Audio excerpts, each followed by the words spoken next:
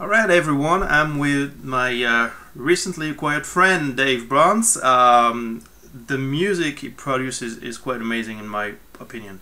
One thing I like about guitar players in general is when they are both technical and melodic, and Dave is both and in spades, in my opinion. Hi, Dave. How you doing? Hey Chris, I'm great, thanks. Cool, Looking cool, forward to cool. our interview today. Well, I'm very good. It's actually my first interview ever, so I'm quite intimidated, actually. um, so let's cut to the chase. And when did you start playing, and what made you pick the guitar in the first place? So I started playing when I was 15. I was quite a late starter, and I started in 1991. So the reason I picked up the guitar is I was quite a misfit at school. I was very shy, and like most boys, thought if I play guitar, I'll be able to get girls without having to talk to them. So Perfectly valid. whether that turned out to be true or not, but that's kind of the reason I wanted to be cool and be a rock star. So I picked up the guitar, and so kind of went from there. I actually grew up in a really musical family, but all classical musicians. So I was the first rock musician in our family. Yeah, That must have been fun. it was fun at family gatherings. Sure. I'm sure. All right, cool, cool. And who were your early influences? I think like a lot of players at the time, it would have been guys like Vai, Steve Vai, Joe Satriani, Yngwie Malmsteen. I think the first player that really blew me away, I think, was Steve Vai. I heard a song called with David Lee Roth called Yankee Rose, where he makes the guitar talk at the beginning. Yeah.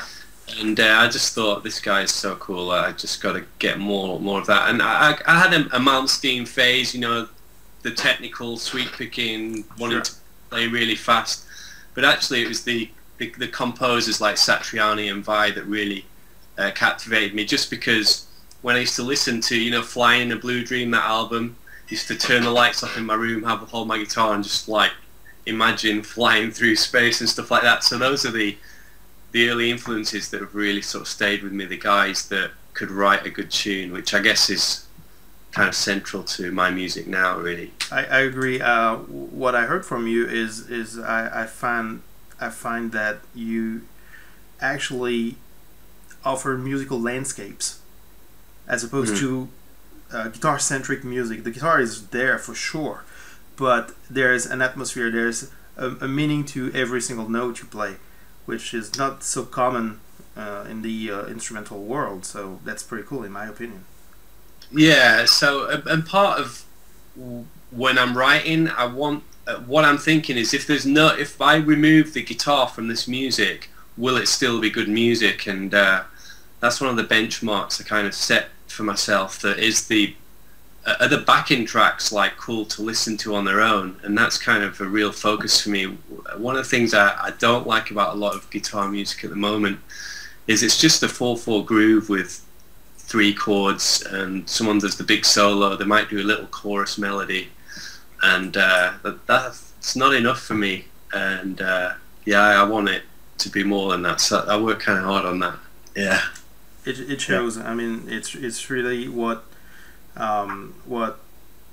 touched me about what I heard from you. So I'm sure most people will hear that too, and it's so cool. So back then, which is when I was starting to actually, so I hear you there. How did you practice for development? Did you have a very specific regimen, or was it more or less hit and miss? As you'll know, back then, playing fast guitar seemed like kind of magic, and there were guys who could do it, and there were guys who couldn't, and I was one of the guys who couldn't. And there's no other guitar players in my town, no guitar teachers who could do the fast guitar playing thing. So I just set off on a mission, and inspired, I guess, by Steve Vai's 10-hour workouts, I just became addicted to playing guitar. I used to play it with after it was lights out, after doing my homework, I'd play it. I'd play it when I got home from school. I'd just have it on all the time. I was pretty structured. I used to write out scale shapes and practice arpeggios, and back then, I mean, I worked really hard on that. I mean, I don't do that anymore, but Who does? those hours, you know, and the weekend I'd practice 10 hours a day easily. And often, the difficulty is often I didn't know what I was doing. So, for example, with arpeggios, trying all sorts of different ways. How are they doing that? We just didn't know back then. So. Yeah. But that was cool because a lot of that gave us guys our own personal way of playing stuff. Absolutely. Because there wasn't a correct way. So yes, I used to work real hard back then. Yeah. As opposed to now, where It's different now, you know. Yeah. I think now, if you go on YouTube, there's, you know, you can find everything you need, and so many guitar players can now have a technical vocabulary that exceeds their musical goals, if you like. So now if I come up with a cool idea that I need to practice, I'll usually write a song around it and turn it into a song, because then I feel I'm not wasting my time, you know. cool strategy. Yeah. So yeah, I don't practice in the same way anymore. You know, I've got 2 kids. That can, you know, that can change things quite a bit. Yeah, sure. You've got to manage time better. But fortunately, I definitely put the hours in. Cool. Having said that, I think I'm better technically now than I was then. But, you know, Yeah. always learning, always learning. All right. So, kind of a trick question, because at what point did you decide music was actually it for you completely? You had to immerse yourself into the music world. Yeah. I suppose for me, from the moment I picked up the guitar, I hear music in my head like all the time. Sure. When I close my eyes and I go to sleep, there's always music going on. But I really didn't have the confidence to go into it. I knew I was a kind of good player technically, but I think I just thought there's no way to make it in music. It's just kind of a selfish thing to do.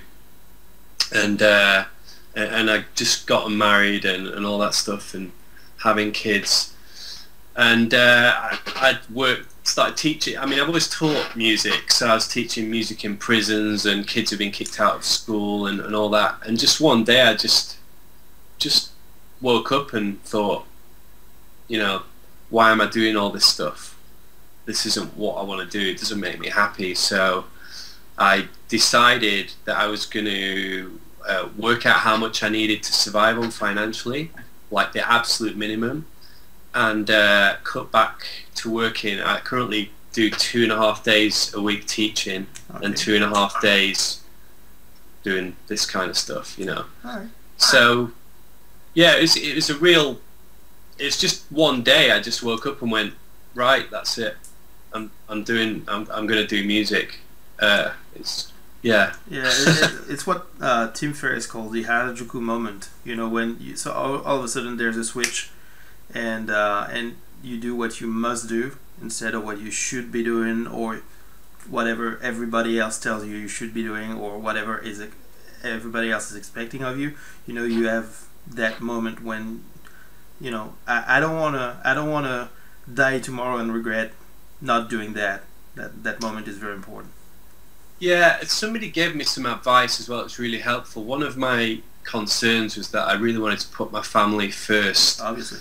and that's really important to my values, because I just don't believe that sacrificing family to have a career is something that is a good idea or bring you happiness. But he just said, if you want to be, you know, if all the time you're miserable because you've got this gift and this ability and you're hearing this music in your head, and you're no fun to be around, you're not much fun as a husband, you're not much fun as a dad, you know, because it just chews away. I can't explain. It's just like an ache. Yeah.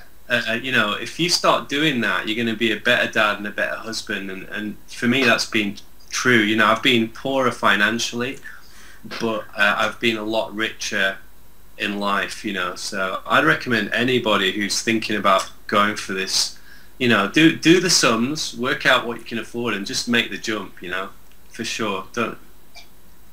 Life's too short to live with regrets. Awesome. You know? Yeah, I agree. I agree. Come on. So, how would you define your musical universe? As I said before, it's more of a landscape with guitar, in my opinion, and the guitar is very important, obviously, but it's more about the music. So, how would you describe it to somebody who wants to check you out? It's really hard describing your own style because it's not something that I've set out to find a style that, you know, I'm the sum of all my influences at the end of the day. But somebody described me as Star Wars crossed with Van Halen and Einaudi. Have you heard of Einaudi, the piano player? So my music has a lot of piano in it. It has a lot of orchestral, film-like music in it, and obviously kind of fairly technical guitar, which I guess is the Van Halen link. And one thing you won't get in my music is you won't just put it on and get like a million notes right at the front end. I think you have to kind of wait. if you're a technical guitar player, I really only try and use speed and technique as a vehicle to add excitement or drama. So if you were hoping for somebody like, I don't know, Michelangelo Batti or something like that, I'm not that technical or anything like that. So yeah, I listen to, the other thing is I don't listen to much guitar music is the other thing. I listen to a lot of modern classical, 20th century classical music, minimalism. I love Shostakovich, the Russian composer. And I love any kind of music that has a good melody in it. So I'm a real melody kind of guy. So I don't know. I'm not very good at describing my own music. Well, but you can call it film music with guitar, electric guitar in it, I guess. Yeah, it's quite fitting in my opinion. But you know, it's. I think you're selling yourself a little bit short here. But I mean, it's quite amazing what you did. So far, I mostly listen to the song "Star." Yeah, and it's beautiful, and I love it. So yeah, well, the album's full of stuff like that. The album that's coming out. That's so pretty good news. Yeah. So, well, I know the next thing is, you know, in terms of like how I compose, that you're interested in knowing about, and my creative process. Mm-hmm. For me, I start with melody. I very rarely start with a chord progression. I'm very melody driven. I'll hear a melody in my head.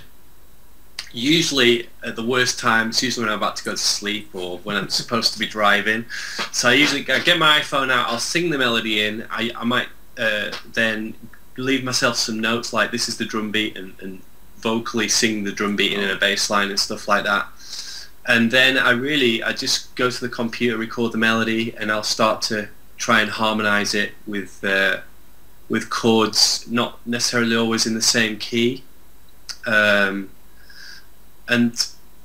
then I'll take it to a band rehearsal with the idea, and then the piano player and the drum player will add their thing. So my music is, you know, I can't take credit for all the music. It is still a collaborative process. But I think because I even sing my solos actually. When I get the guitar solo in, I'll be like do do do do do do or whatever, you know. And even the fast runs, I'll sing them in. That can create problems because sometimes I sing stuff that is pretty much almost impossible for me to play on the guitar. That happened on a song called Kai Rohan. There's like a big arpeggio thing in it, and I was like, wow, how am I gonna play that? I don't even know how to play that. But that's the approach to take, and that helps me avoid things that just fall under the fingers for me and kind of cliches, you know. Yeah. So I thought everybody did that, but apparently not. I don't know. Most people don't. I try to bring that approach to my students. Actually, sing the stuff you want to play. Don't play the stuff first and see if you can sing it later. It doesn't matter. So try to see the guitar playing as a vocal thing. It will help with vibrato tremendously too. So because obviously all those techniques derive from singing. So people ask me about my vibrato actually, because I do the Vi circular vibrato and stuff like that. But actually, slightly embarrassingly, the person I used to copy when I was learning guitar was Whitney Houston. You know that song, I'll Always Love You? Yeah. I used to play guitar along to that for hours to try and get the vibrato off that. So, well, I guess it's out now. But yeah, I was a Whitney Houston fan in the 90s as well. Who wasn't back then? Yeah. Closet fans for most of us, but... Well, yeah. All right, so... As far as you know, if you had to pick one key element to your guitar playing that makes you you, that would be the vibrato or the expressiveness or the delivery or. Man, I don't know really. Yeah, no, it's a tough one. Yeah, I don't know because I just play what I can hear in my head. I know there's a few techniques that I'm known for, which is like the kind of tapping arpeggios and stuff. Well, that was alright. And all that kind of stuff.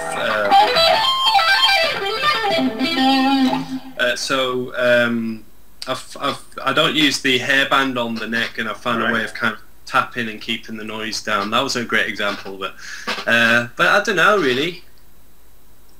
You tell me. I don't know.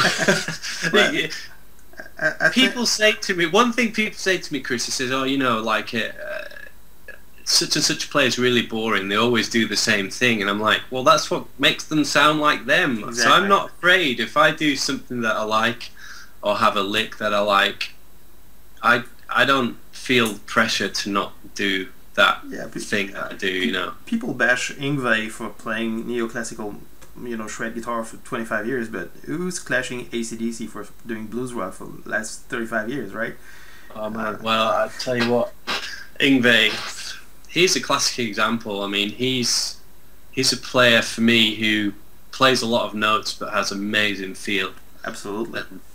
And is exciting to listen to. Even now, I listen to him and just think, wow, you know, I still get that excitement from when I first heard him. And, you know, you could argue that every album sounds the same, but as Yngwie would say, you can't have too much of a good thing, right? More is more. I remember trying the intro to the Trilogy suite. Yeah. That's why I was like, oh my god, how am I ever going to be able to do that? And it was mind-blowing at the time. 1986, I think. Wow. Yeah. So, your practice, what did you focus on the most over time, and do you have today a typical practice routine? I'm not really sure what I've focused them. I guess because I'm always trying to find new ways of expressing what I can hear in my head. The thing I'm working on at the moment is just time feel. One thing is I am really primarily a composer who plays guitar, and so a lot of the stuff you hear on the album is pretty planned and written out. Problem I have then is when I go outside and play outside my music and hang out with guys like, have you heard of Tom Quayle? Sure. The fusion guy. I mean, guys like Tom, they're just phenomenal to me because they can play flawlessly in any situation and with really good time feel, and that's a challenge for me, you know, especially at higher tempos, just trying to really keep it together. So I'm working on that just because I've got the tour coming up and there's a lot of improvisation spots and I don't want to look like well, I want to enjoy it really, so I'm trying to really prepare for that, and so I don't think, oh no, this is 160 BPM, I'm playing 16th notes, it's impossible, you know, that kind of thing. So alright, cool. So how would you describe your typical day? I have two types of day. Because my week is split roughly half and half, today is a freelance day, so on a typical freelance day I'll get up, take my kids to school, come home, I run a couple of miles on the running machine, just to avoid guitar injuries. Actually, just staying fit's really important for me now that I'm in my late 30s. And then I'll compose. I don't do any email, social media, or anything like that in the morning. I try and write. I'll have a break, check my emails just after dinner and any important things, and then I'll try and record basically anything that I need to do in the afternoon. And then in the evening I teach. So on my music days, there's pretty much a 12, 13 hour day, non-stop day. And then on my guitar teaching days, typically I'll do a morning in a school, an afternoon in a different school, doing band workshops predominantly. So I teach drums, bass and keys, and then sometimes I teach in the evening. So my life is pretty full on. And then there's rehearsal. I mean, yeah, it's a mix, but generally I'd say I work during the week, Monday to Friday. I work 12-hour days every day of the week doing a variety of things. And then the weekends is more family time, so that's the way I manage it. Yeah. Cool, awesome. All right, let's talk about your upcoming album. Well, you use Indiegogo as a funding platform, and it actually worked. So it's cool. And what made it work? Because that's actually how I found out about you. I think I found out about you on Facebook through Neil Miller. Okay, yeah. Right? And then I checked you out on Indiegogo and your Facebook page, and I was like, whoa, this is the kind of guitar player I want to listen to. So what made it work, in your opinion? I think, although it's hard to be sure why people support you, I think it's because I had a story. Well, the first thing is I had a video, and I worked really long and hard, and I thought really precisely about what I wanted the video. And the video, I made a decision to have my music, and I'd hold up cards giving the message, because I really wanted people to hear what I do. I didn't want to sit there and talk. I'd seen loads of videos on Indiegogo, you know, like, I don't know, country guitarists saying, oh, I want to do this album, please give me your money. And my reaction is like, well, you know, people aren't going to give you any money because there's no story. So that's the second thing, a cool video. Second thing was having a story, and my story was basically, I'm a middle-aged guy, love my family and my kids, but I want to have a chance to do music that doesn't involve going on a talent show, or, you know, because people look out there and they think us the older guys don't have a chance, you know, because we don't have the right look or whatever. And that was my message, and that seemed to resonate. I had a lot. In fact, over 2/3 of the people who supported me were people who I didn't know. And I think having a clear idea of trying to think why, if I was in their position, what would make me support this, and just trying to have that mentality, really. The other thing is not being ashamed of having to go and ask for support, you know, and being confident in what you're doing. I think that's a key factor. And I think the final thing is, I actually worked really, really hard on it. It's 2 months the campaign runs for, and I did hours and hours every day, emailing everybody I knew, phoning everybody I knew, Facebooking. You know, a lot of people just put the Indiegogo page up and just think, well, that's it.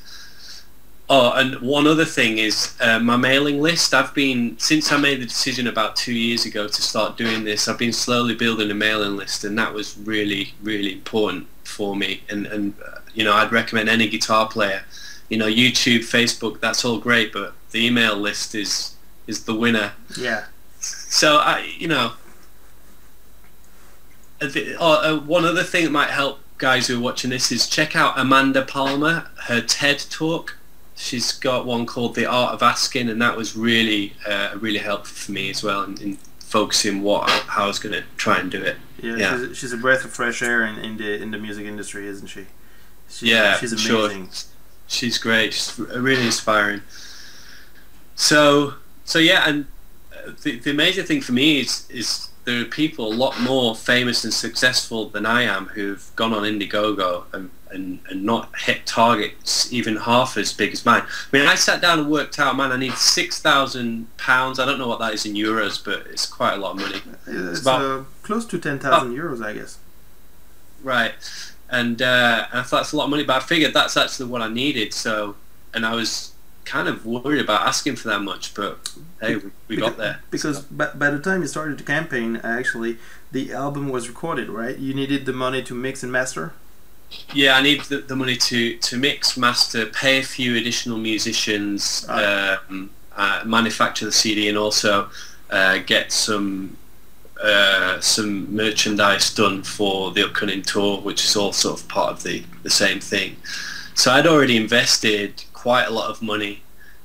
I don't know if that was a factor as well, being able to say, hey, it's not like I've got a normal job and I'm too tight to spend my savings. It's like I had spent every penny I had to get the album to where it was. So I don't know, was that important for you, seeing how it looks like the guy? Because you see people in Indiegogo saying, "Oh, fund me to go on holiday and stuff." Sometimes it works, which is quite crazy. Like that guy with the potato salad. No, I don't know about that. You don't know about? I think he raised about $40,000 just to make a potato salad, which is like it's completely insane. But I think it's a pre-order campaign. At the end of the day, people who wanted the CD, they could pre-order it, and that's the way to see it. Really, it's cool. It's a good way of doing it. Yeah, I think. I'm sure it was fun too, doing the video and everything. It was a lot of our work, I'm sure, but it probably was fun. All right, so how can we get the album now that the campaign is over? I'm still waiting for the guy who's mixing it for me. Had his studio flooded. So he's had to redo that, so I'm waiting, but I'm pretty confident it's going to be out in the next month or two. Well, it has to be ready before the tour, which is in May. Okay. So I can't go on tour without the CD, because part of making the tour financially viable is being able to sell CDs. All right. Anybody watching the video, whenever I get the link from Dave, I'll put it in the description, so you can order the album through that link. And I'm not taking any money. Everything goes to Dave. So, you're collaborating with other guitar players on a series of live gigs coming up. The G3B, is that right? Yeah, GB3. Yeah. Sorry. Can you tell us a bit more about this? Okay. Yeah. So GB3 is, I guess, our version of the G3 thing that Satriani. It's not a very original title we did, but basically it's 3 guitar players who share the same house band. So we've got it's myself on guitar, a guy called Paul Bielatovich who plays for Carl Palmer, who's a phenomenal guitarist. There's a guy called Dave Bainbridge who is a multi-instrumentalist, plays for a band called Iona. And then our rhythm section is Simon Fitzpatrick, who's, I think, the best bass player in the world. He plays Bohemian Rhapsody in all the parts on his bass, amazing. And a drummer called Colin Lejeunard, who subbed in for Mike Portnoy of Dream Theater. He didn't, not in Dream Theater, but for a guy called Neil Morse, who's with Spock's Beard. So, I mean, these are real kind of A-list musicians, and me. I'm tagging along for the ride. But we did a gig together last year. I just kind of got in touch with Dave Bainbridge, said, how about a gig? And we put it on, and the reaction to it was really fantastic. So Dave and Paul, who tour the world fairly regularly, just said, look, let's try and get a tour on that's really geared towards guitar players and guitar music. And currently we've got gigs in the UK and Holland booked for May this year, early May. But it's a new project for us, and we're excited about being able to go on tour with guitar music. People say it can't be done, and we're trying to prove otherwise. Yeah. So yeah, I'm sure it's going to be a success. No reason why not. Alright, cool. Let's talk a little bit about the recording process, because a lot of guitar players now, struggle with that. And sure. And what kind of gear do you use? You have a quite interesting guitar right here. Yes, this is a guitar I assembled from. I used to say made, but that feels like I'm lying, because it's not like I carved it out of my kitchen table. It's 22 frets. It's got the Sustainer pickup on it. Sustainiac's really cool. You know.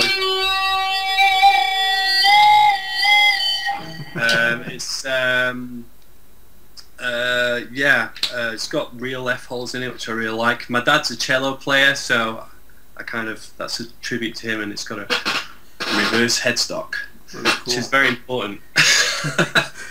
But this is just a fairly standard guitar that I assembled from Warmoth parts. Yeah. But I wanted something.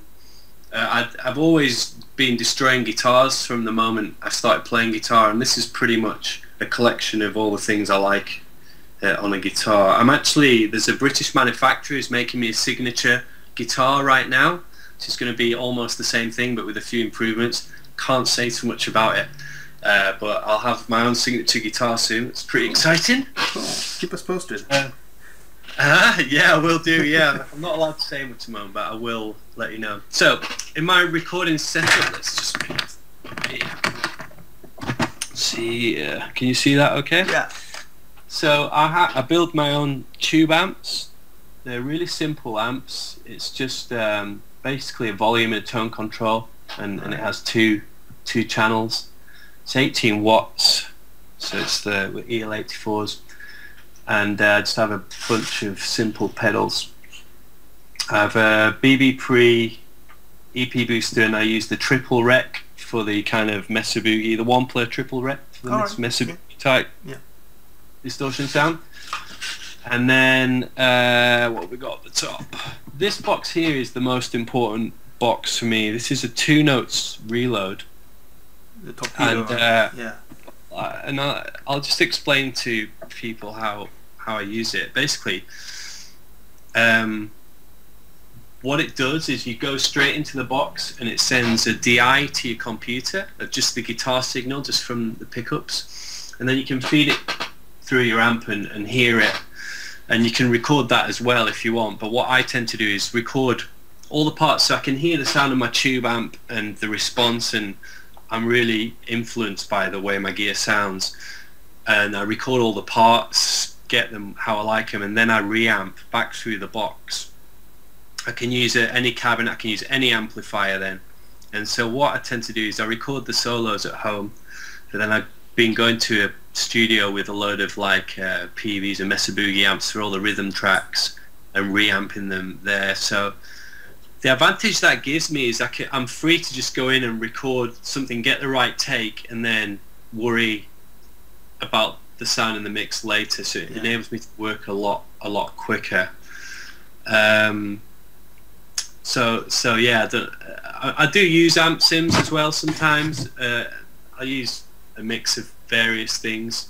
I think there's one solo track on the album which is an amp sim, I think. Maybe not actually. I kind of forget. So yeah, that's the kind of thing. I'm a real tube amp freak just because I made the amp, and so I'm a bit attached to it. So do you have a background in electronics or anything? No. What happened is I had all my gear stolen. Someone broke into my house and stole everything, including this guitar. One moment.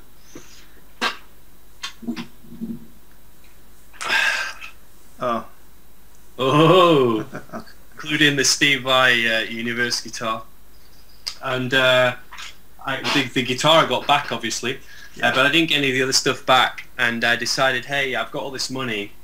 I never really liked any of the amps I owned, so I want to build my own amp and just learn how to do it off the internet. So. And you survived. Whoa.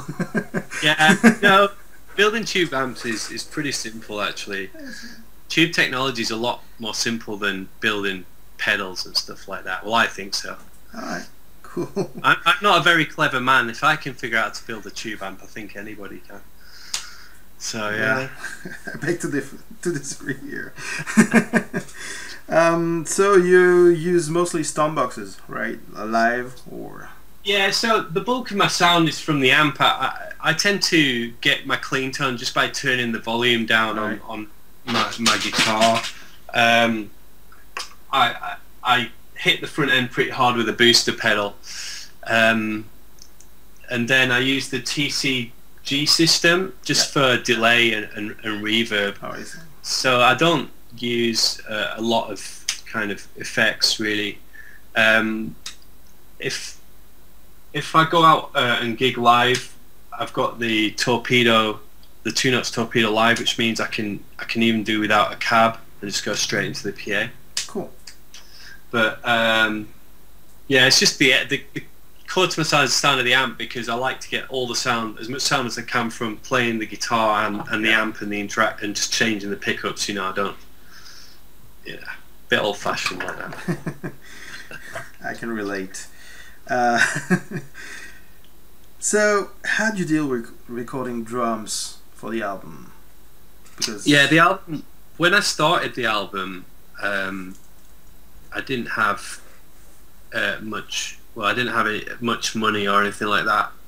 So we decided the way we'd do it was to use a digital Roland drum kit with real cymbals, and so we recorded overheads for the cymbals and a mic on the hi-hat, and then used just sample sounds. That was great for me because it meant I could really lock the timing down and get the sound I was after. And obviously having a real drummer play it is the difference, really, more so than it being real drums. Having a real drummer play, creating grooves that, you know, for our stuff, loads of different time signatures and stuff like that. But for the next album, we're going to do it all like properly, just because we've learned a lot. There are real limitations to using samples. And the other thing that's progressed with technology now is if you record a real drum kit and you don't like the kick or whatever, you can rip the MIDI hits straight from the kick drum or whatever and layer it up with samples, which when I first tried this you couldn't really, or maybe you could do it in Pro Tools, but yeah, it's really easy to do now. So, and my drummer prefers real drums as well, not surprisingly. Yeah, don't they all? Alright, well, we're heading towards the end of the interview, I guess. So your projects in the next year, the live thing, the album, anything else? Basically, yeah, I've got to finish the album. We've got the tour, so I'm going to have to practice up for that. I'm actually already halfway through writing the next album. Cool. So I'm working pretty... One thing that I've been warned against is relaxing after your first album, because you've got to stay... People have such a short attention span, you've got to have something always on the go. I'm also putting together like a package of backing tracks and licks and stuff like that, which I'm going to try and either release it by my own website or approach Jam Track Central or something like that, just so that I've always got things kind of happening.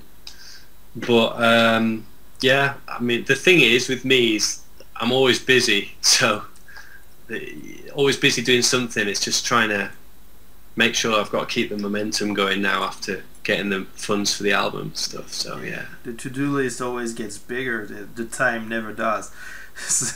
Yeah, that's right. Well, I mean, there's a few time management things that I've learned is I'm pretty strict about how often I go on social media. I do it at a really specific time of the day. It's usually and emails and phone calls and stuff like that.